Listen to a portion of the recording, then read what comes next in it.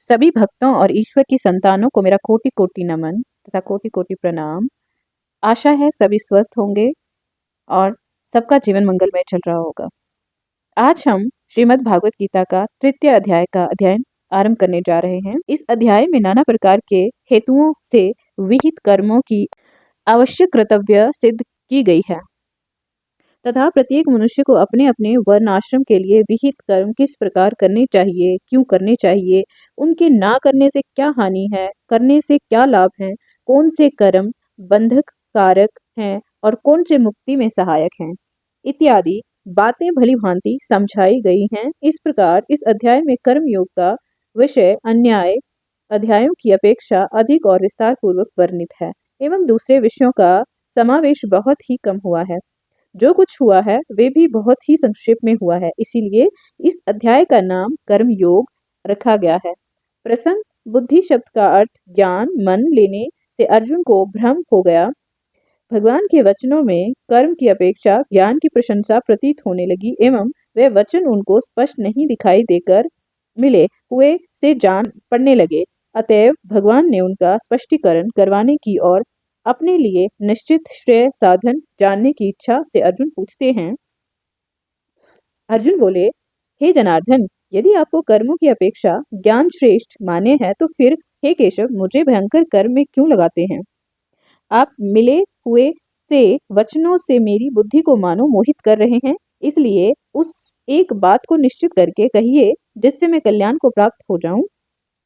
प्रसंग इस प्रकार अर्जुन के पूछने पर भगवान उनका निश्चित कर्तव्य भक्ति प्रधान कर्म योग बतलाने के उद्देश्य से पहले उनके प्रश्न का उत्तर देते हुए वह ये दिखलाते हैं कि मेरे वचन व्यामिश्र अर्थात मिले हुए नहीं हैं, वह सर्वथा स्पष्ट और अलग अलग है।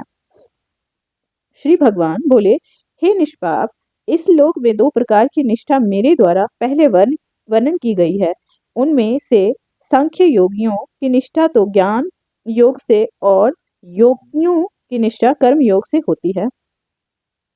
प्रसंग पूर्व श्लोक में भगवान ने जो ये बात कही है कि संख्या निष्ठा ज्ञान योग के साधन से होती है और योग निष्ठा कर्म योग के साधन से होती है, उसी बात को सिद्ध करने के लिए अब ये दिखलाते हैं कि कर्तव्य कर्मों का स्वरूप त्याग किसी भी निष्ठा का हेतु नहीं है।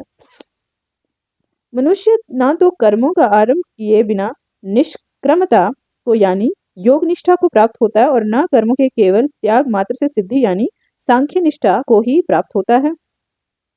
प्रसंग इस प्रकार कर्म योगी के लिए कर्तव्य कर्मों न करने की योग निष्ठा की प्राप्ति में बाधक और सांख्य योगी के लिए सिद्धि की प्राप्ति न केवल बाहरी कर्मों को त्याग को गौण बतलाकर अब अर्जुन को कर्तव्य कर्मों में प्रवृत्त करने के उद्देश्य से भिन्न भिन्न हेतुओं से कर्म करने की आवश्यकता सिद्ध करने के लिए पहले कर्मों के सर्वथा त्याग को अवश्य बतलाते हैं। निसंदेह कोई भी मनुष्य किसी भी काल में क्षण मात्र भी बिना कर्म किए नहीं रहता, क्योंकि सारा मनुष्य समुदाय प्रकृति जनित गुणों द्वारा परवश हुआ कर्म करने के लिए बाध्य किया जाता है। प्रसंग पूर्व श्लोक में ये बात कही गई है कि कोई मनुष्य क्षण मात्र भी कर्म किए बिना नहीं रहता। इस प्रकार ये शंका होती है कि इंद्रियों की क्रियाओं को हठ से रोककर भी तो मनुष्य कर्मों का त्याग कर सकता है, अतः ऊपर इंद्रियों की क्रियाओं का त्याग कर देना कर्मों का त्याग नहीं है। ये भाव दिखाने के लिए भगवान कहते हैं, जो मूढ़ बुद्धि मनुष्य समस्त इंद्रियों को हठ पूर्वक ऊपर से रोककर मन से उन इंद्रियों के विषयों का चिंतन करता रहता है, वह मिथ्याचारी अर्थात दंभी कहा जाता है। प्रसंग इस प्रकार केवल ऊपर से इंद्रियों के विषयों से हटा लेने को मिथ्याचार बतलाकर अब आस्तिक का त्याग करके इंद्रियों द्वारा निष्काम भाव से कर्तव्य कर्म करने वाले योगी की प्रशंसा करते हैं। किंतु हे अर्जुन, जो पुरुष मन से इंद्रियों को वश में करके अनासक्त हुआ समस्त इंद्रियों द्वारा कर्म योग का आचरण करता है वही श्रेष्ठ है। अर्जुन ने जो ये पूछा था कि आप मुझे घोर कर्म में क्यों लगाते हैं, उसके उत्तर में ऊपर के कर्मों का त्याग करने वाले मिथ्याचारी की निंदा और कर्म योगी की प्रशंसा करके अब उन्हें कर्म करने के लिए आज्ञा देते हैं। तो शास्त्र विहित कर्तव्य कर्म कर, क्योंकि कर्म न करने की अपेक्षा कर्म करना श्रेष्ठ है तथा कर्म न करने से तेरा शरीर निर्वाह भी नहीं सिद्ध होगा। प्रसंग यहाँ ये जिज्ञासा होती है कि शास्त्र विहित यज्ञ, दान और तप आदि शुभ कर्म भी होते तो बंधन के हेतु माने गए हैं, फिर कर्म ना करने की अपेक्षा कर्म करना श्रेष्ठ कैसे है? इस पर कहते हैं, यज्ञ के निमित्त किए जाने वाले कर्मों से अतिरिक्त दूसरे कर्मों में लगा हुआ ही ये मनुष्य समुदाय कर्मों से बंधता है। इसलिए हे अर्जुन, तू आसक्ति से रहित होकर इस यज्ञ के निमित्त ही भली भांति कर्तव्य कर्म कर। प्रसंग पूर्व श्लोक में भगवान ने ये बात कही कि यज्ञ के निमित्त कर्म करने वाला मनुष्य कर्मों से नहीं बनता। इसीलिए यहाँ ये जिज्ञासा होती है कि यज्ञ किसको कहते हैं, उसे क्यों करना चाहिए और उसके लिए कर्म करने वाला मनुष्य कैसे नहीं बंधता। अतएव इन बातों को समझाने के लिए भगवान ब्रह्मा जी के वचनों का प्रमाण देकर कहते हैं, प्रजापति ब्रह्मा ने कल्प के आदि में यज्ञ सहित प्रजाओं को रचकर उनसे कहा कि तुम लोग इस यज्ञ के द्वारा वृद्धि को प्राप्त हो और ये यज्ञ तुम लोगों को इच्छित भोग प्रदान करने वाला हो।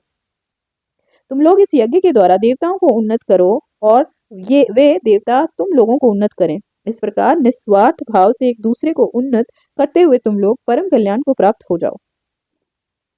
यज्ञ के द्वारा बढ़ाए हुए देवता तुम लोगों को बिना मांगे ही इच्छित भोग निश्चय ही देते रहेंगे। इस प्रकार उन देवताओं के द्वारा दिए हुए भोगों को जो पुरुष उनको बिना दिए स्वयं भोगता है वे चोर ही है। प्रसंग इस प्रकार ब्रह्मा जी के वचनों का प्रमाण देकर भगवान ने यज्ञ आदि कर्मों को की कर्तव्यता का प्रतिपादन किया और साथ ही उनका पालन न करने वाले को चोर बतलाकर उसकी निंदा की। अब उन कर्तव्य कर्मों का आचरण करने वाले पुरुषों की प्रशंसा करते हुए उनसे विपरीत केवल शरीर पोषण के लिए ही कर्म करने वाले पापियों की निंदा करते हैं। यज्ञ से बचे हुए अन्न को खाने वाले श्रेष्ठ पुरुष अब सब पापों से मुक्त हो जाते हैं और जो पापी लोग अपना शरीर पोषण करने के लिए ही अन्न पकाते हैं वे तो पाप को खाते हैं।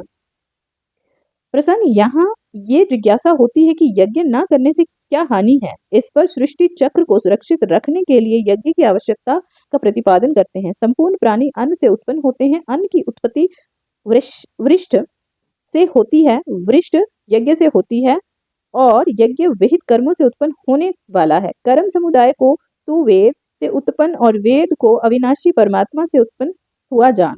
इससे सिद्ध होता है कि सर्वव्यापी परम अक्षर परमात्मा सदा ही यज्ञ में प्रतिष्ठित है।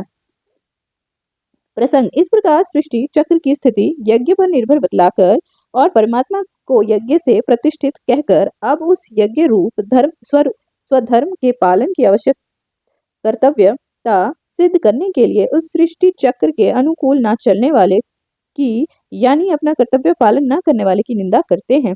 हे पार्थ, जो पुरुष इस लोक में इस प्रकार परंपरा से प्रचलित सृष्टि चक्र के अनुकूल नहीं बरतता अर्थात अपने कर्तव्य का पालन नहीं करता, वे इंद्रियों के द्वारा भोगों में रमन करने वाला पापायु पुरुष व्यर्थ ही जीता है। प्रसंग यहाँ ये जिज्ञासा होती है कि उपर्युक्त प्रकार के सृष्टि चक्र के अनुसार चलने का यद दायित्व किस श्रेणी के मनुष्यों पर है। इस पर परमात्मा को प्राप्त सिद्ध महापुरुष के सिवा इस सृष्टि से संबंध रखने वाले सभी मनुष्यों ने पर अपने अपने कर्तव्य पालन का दायित्व है। ये भाव दिखलाने के लिए 2 श्लोकों में ज्ञानी महापुरुष के लिए कर्तव्य अभाव और उसका हेतु बतलाते हैं, परंतु जो मनुष्य परमात्मा में ही रमन करने वाला है, आत्मा में ही तृप्त और आत्मा में ही संतुष्ट हो, उसके लिए कोई कर्तव्य नहीं है। उस महापुरुष का इस विश्व में ना तो कोई कर्म करने से कोई प्रयोजन रहता है और ना कर्मों के न करने से ही कोई प्रयोजन रहता है तथा संपूर्ण प्राणियों में भी इसका किंचन मात्र भी स्वार्थ का संबंध नहीं रहता।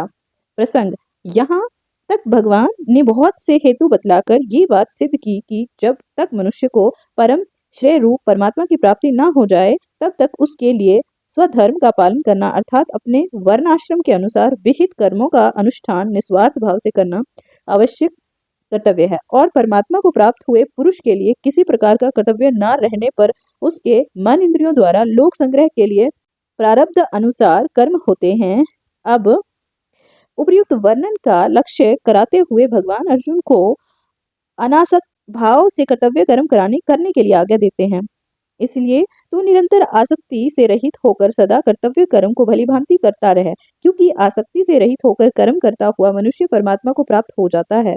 प्रसंग, पूर्व श्लोक में भगवान ने जो ये बात कही कि आसक्ति से रहित होकर कर्म करने वाला मनुष्य परमात्मा को प्राप्त हो जाता है, उस बात को पुष्ट करने के लिए जनकादि का प्रमाण देकर पुनः अर्जुन के लिए कर्म करना उचित बतलाते हैं।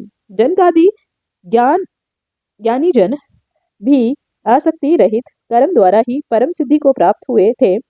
इसीलिए तथा लोक संग्रह को देखते हुए भी तू कर्म करने को ही योग्य है, अर्थात तुझे कर्म करना ही उचित है।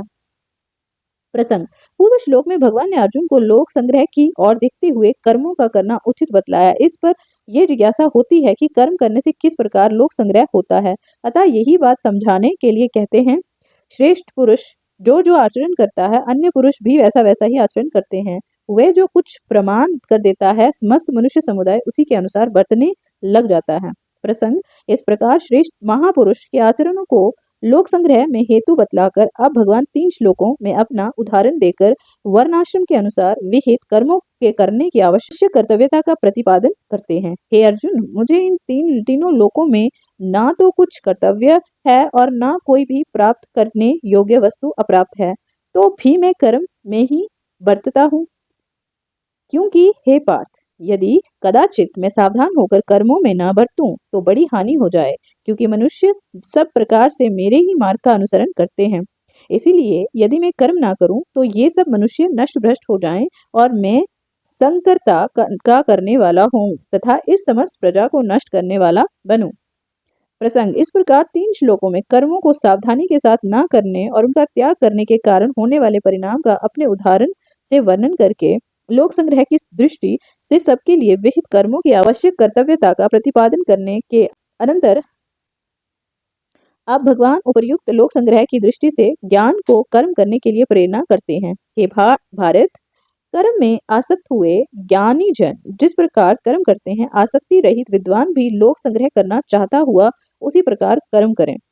परमात्मा स्वरूप में अटल स्थित हुए ज्ञानी पुरुष को चाहिए कि वे शास्त्र विहित कर्मों में आसक्ति वाले अज्ञानियों की बुद्धि में भ्रम अर्थात कर्मों में अश्रद्धा उत्पन्न न करें, किंतु स्वयं शास्त्र विहित समस्त कर्म दलिभांति करता हुआ उनसे भी वैसे ही करवाएं। प्रसंग, इस प्रकार 2 श्लोकों में ज्ञानी के लिए लोक संग्रह के लक्ष्य को में रखते हुए शास्त्र विहित कर्म करने की प्रेरणा करके अब 2 श्लोकों में कर्मासक्त जन समुदाय की अपेक्षा संख्या योगी की विलक्षणता का प्रतिपादन करते हैं।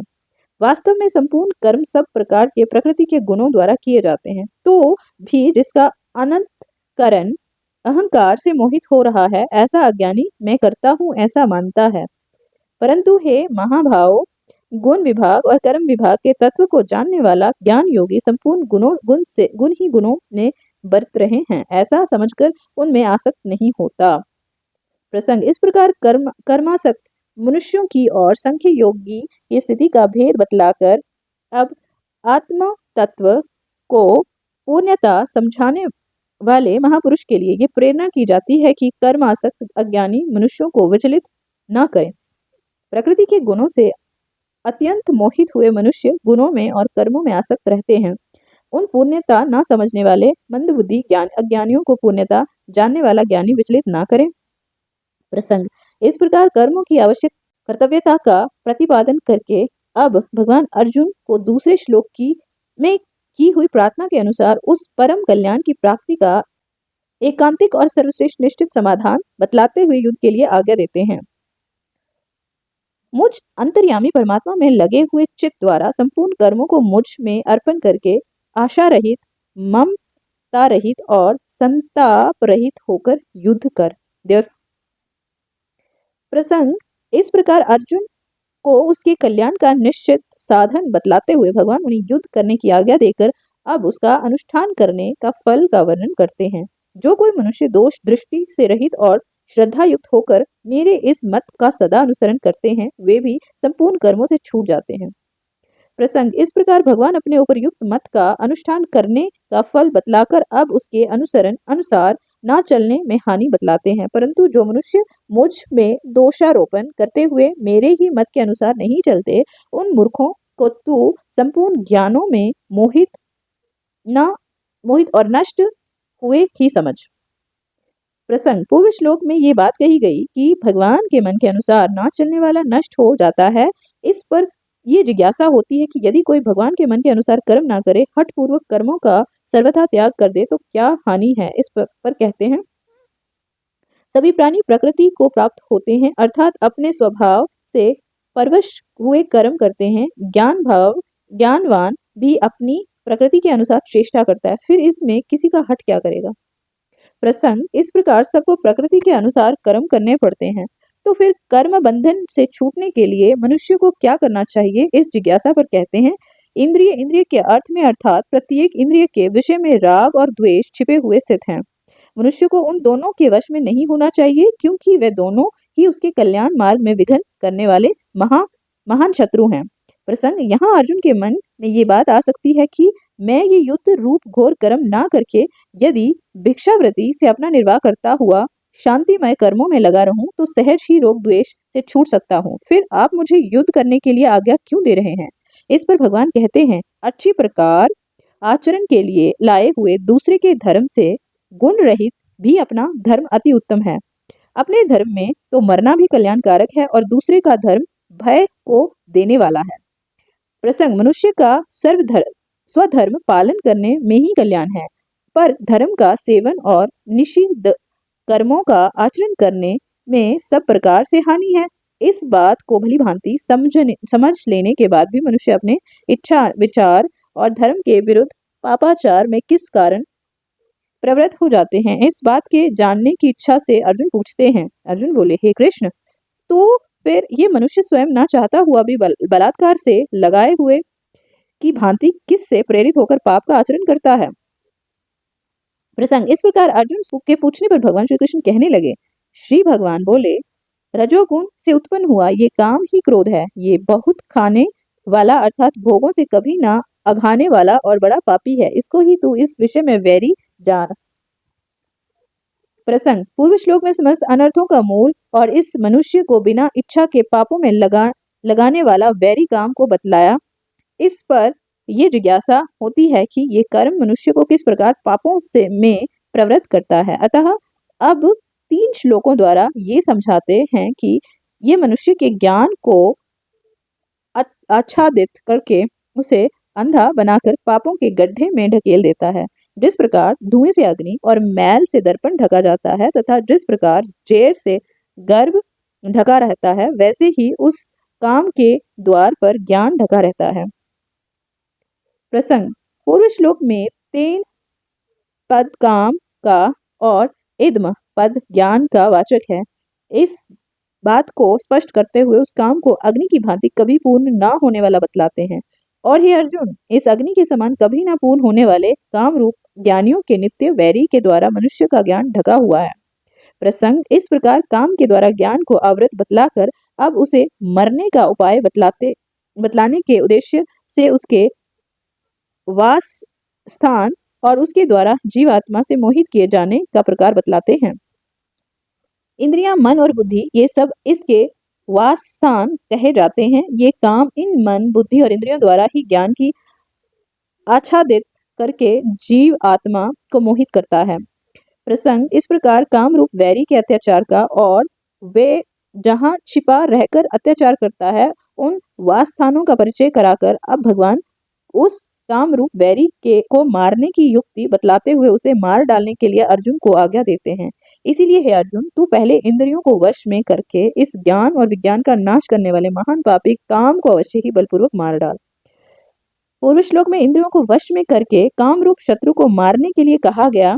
इस पर यह शंका होती है कि जब इंद्रियां, मन और बुद्धि पर काम का अधिकार है और उसके द्वारा काम ने जीवात्मा को मोहित कर रखा है, तो ऐसी स्थिति में वे इंद्रियों को वश में करके काम को कैसे मार सकता है।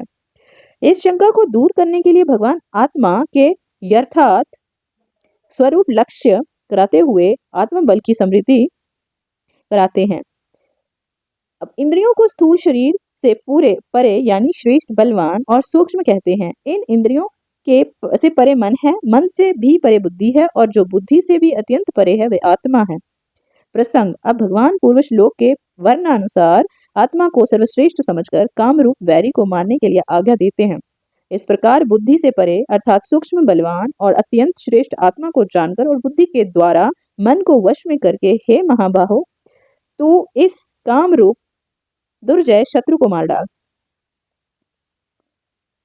तो इस प्रकार हमारा आज तृतीय अध्याय समाप्त होता है।